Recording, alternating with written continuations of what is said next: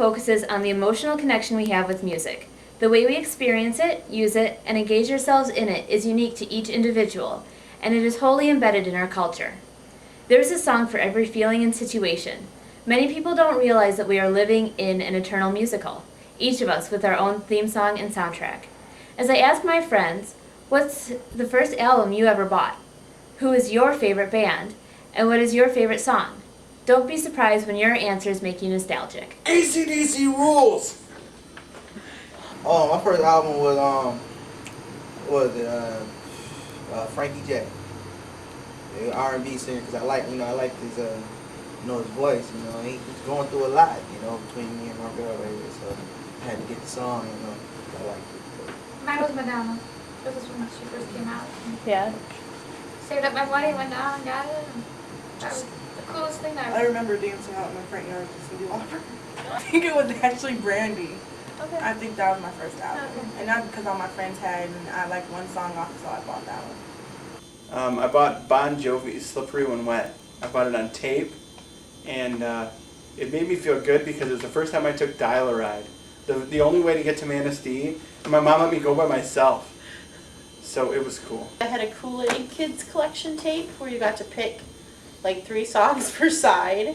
And that's the first music I remember listening to. And it was Paula Abdul, Bobby McFerrin, and I don't remember who else? Amy Grant. I'm sorry. Gwen Stefani and Rascal Flatts. I like Madonna and Sarah. Bryan Adams. Because he's a great songwriter. He's really, really good on guitar. His voice is really high and really like rock and roll, like gravelly. And I like that sound. Barenaked Ladies.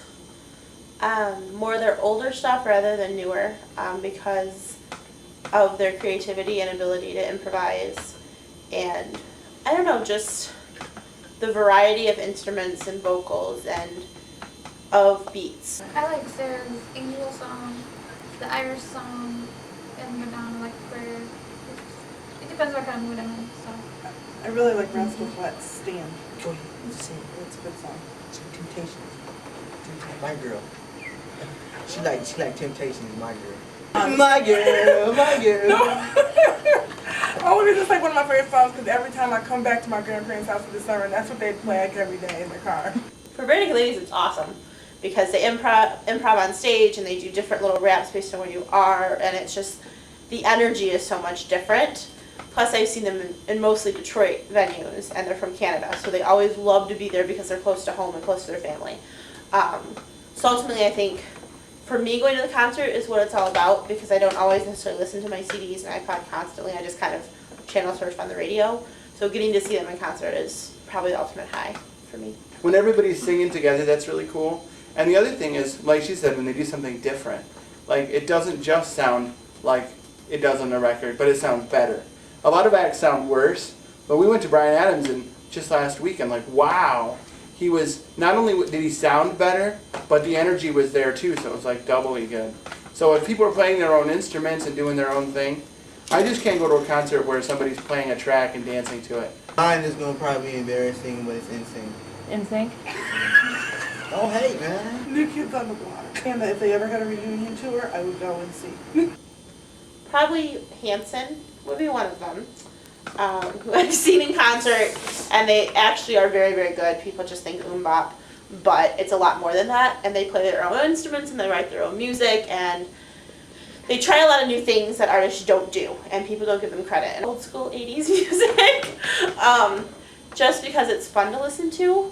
I don't know, even some like rap songs and stuff, people would never guess that I would like. Just when they come on, they just instantly take you back to a moment or a spot in time when you would hear them and instantly bring back that feeling.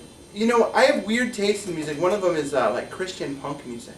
Like I'll turn on Way FM and bands like Stellar Cart or Reliant K is really popular now, but their older stuff before they became really popular is just awesome. And their lead singer plays like 30 different instruments and writes all his own stuff, and all of it's weird, and there's songs about Thundercats and He-Man and all this 80s stuff that he grew up with, and all of it relates, and then it's all got Christian themes in it, and it's really, motivational. So I'll find myself on Way FM more than I ever thought I would, and some of that stuff's really cool. Weird Al Yankovic.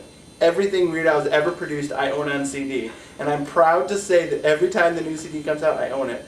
And Weasel Stomping Day, everything from that to Amish Paradise to everything you could think of that's just weird and dumb, that's Weird Al, and I'll happily listen to Weird Al. He's